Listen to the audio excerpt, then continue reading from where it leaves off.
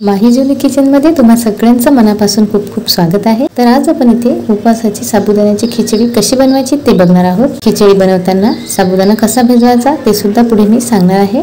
तर इथे अर्धा कप साबुदाणा घेतलेला आहे आणि यामध्ये अर्धा इंच असं साबुदाणा डुबेल एवढं पाणी घातलेलं आहे। साबुदाणा पूर्ण बुडाल्यानंतर साबुदाणा 2 ते 3 पाण्याने चांगला स्वच्छ धुवून घ्यायचं आणि साबुदाणा वर तरंगेल एवढं पाणी आपल्याला घालून साबुदाणा भिजत घालायचा आहे। बटाटा घेतलेला आहे एक मध्यम आकाराचा आणि हिरवी मिरची आणि दाण्याचा कूट घेतलेला आहे। साबुदाण्याला 2-3 पाण्याने धुवायचं कारण त्यामध्ये स्टार्च असतो।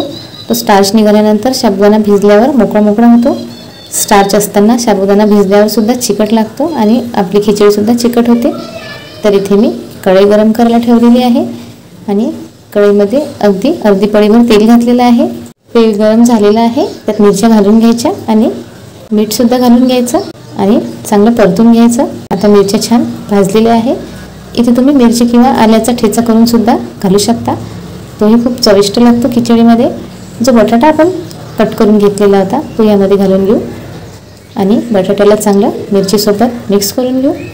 इथे तुम्ही उकडलेला बटाटा सुद्धा वापरू शकता, पण जर आपण बटाटा उकडलेला नसेल, आपल्याला घाई असेल तर आपण बटाटा कट करून सुद्धा खिचडीमध्ये वापरू शकतो। तर या पद्धतीने बटाट्याला चांगलं शिजवून घ्यायचं।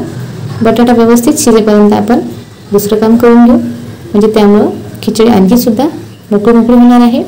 जर एखाद्या साबुदाण्यात पाणी आपलं जास्त पडलं तरीसुद्धा साबुदाण्याची खिचडी मोकळीच होणार आहे। तर ते समोर आपण बघणार आहोत। चॅनलला आपल्या पहिल्यांदा भेट दिली असेल तर चॅनलला नक्की सबस्क्राईब करा, म्हणजे याच पद्धतीच्या रेसिपीज तुम्हाला बघायला मिळतील। तर हे बटाटे चांगले व्यवस्थित शिजेपर्यंत आपण दुसरी स्टेप करूया। तर इथे हा साबुदाणा मी घेतलेला आहे आणि दाण्याचा कूट घेतलेला आहे। तर दाण्याचा कूट या स्टेपवरच आपल्याला साबुदाण्यात घालून घ्यायचा आहे आणि व्यवस्थित मिक्स करून घ्यायचं आहे, म्हणजे साबुदाणा खूप छान आणि मस्त मोकळा तयार होतो। जर आपल्या साबुदाण्यामध्ये पाणी जास्त झालं असेल तरीसुद्धा खिचडी आपली मोकळीच होईल। तर या पद्धतीची स्टेप नक्की तुम्ही फॉलो करा, तुम्हाला याचा नक्की रिझल्ट येईल। तर इथे जसं आपल्याला लागेल तसं दाण्याचं कूट यामध्ये आपण घालून घेणार आहोत आणि व्यवस्थित साबुदाणा आणि दाण्याचं कूट व्यवस्थित मिक्स करून घेऊ। आणि तुम्ही इथे बघू शकता साबुदाणा आणखी मोकळा झालेला आहे। उरलेला थोडासा कूट आणखी यामध्ये आपण घालून घेणार आहोत, म्हणजे साबुदाण्याची खिचडी खूप छान आणि टेस्टी होईल। उपवासाचे कुठलेही पदार्थ तयार करत असताना साबुदाणा आणि शेंगदाण्याचा कूट आपल्याला हवा असतो। तर आपण आठवड्यातून एकदा जरी शेंगदाण्याचा कूट करून घेतला तर आपल्या 2-3 दिवस आरामात पुरतो। तरी ते तुम्ही बघू शकता साबुदाणा अगदी मोकळा झालेला आहे। तर आपले बटाटे सुद्धा छान शिजलेले आहेत। आता यामध्ये साबुदाणा घालून घेऊ आणि चांगलं मिक्स करून घेऊ।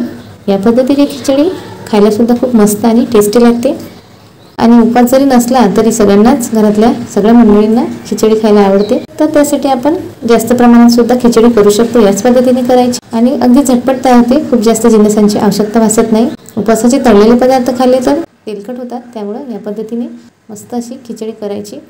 आता याला थोडीशी वाफ काढून घेऊ, म्हणजे साबुदाणा छान शिजणार आहे। साबुदाणा चांगला शिजलेला आहे। या स्टेपवर अगदी अर्धा चमचा साखर घालून घ्यायची।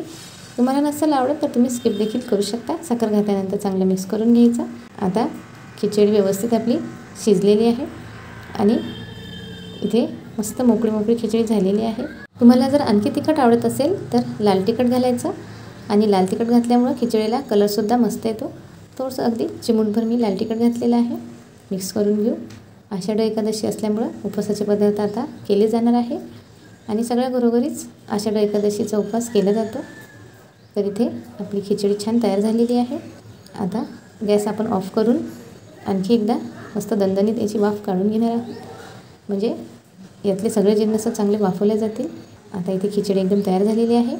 व्हिडिओ कसा वाटला कमेंट बॉक्समध्ये कळवायला विसरू नका आणि या पद्धतीने तुम्ही या आषाढ एकादशीला खिचडी नक्की ट्राय करा। व्हिडिओ कुठल्याही क्षणी आवडला असेल तर व्हिडिओला एक लाईक नक्की करा। इथे मोकळी आणि सुटसुटीत खिचडी एकदम तयार आहे। व्हिडिओ आवडला असेल तर व्हिडिओला जास्तीत जास्त आपल्या मित्रपरिवारामध्ये शेअर करा आणि व्हिडिओला एक लाईक नक्की करा। गरमागरम खिचडी खाण्यासाठी तयार आहे। खिचडीसोबत आपण दही सर्व करू शकतो। जर तुम्हाला नसेल आवडत तर तुम्ही खिचडी तशीसुद्धा खाऊ शकता, तशीसुद्धा ही चांगलीच लागणार आहे। चला तर मग भेटू अशीच एक मस्त आणि जबरदस्त रेसिपी घेऊन। तोपर्यंत मस्त राहा, आनंदी राहा आणि सगळ्यात महत्त्वाचं म्हणजे खात राहा।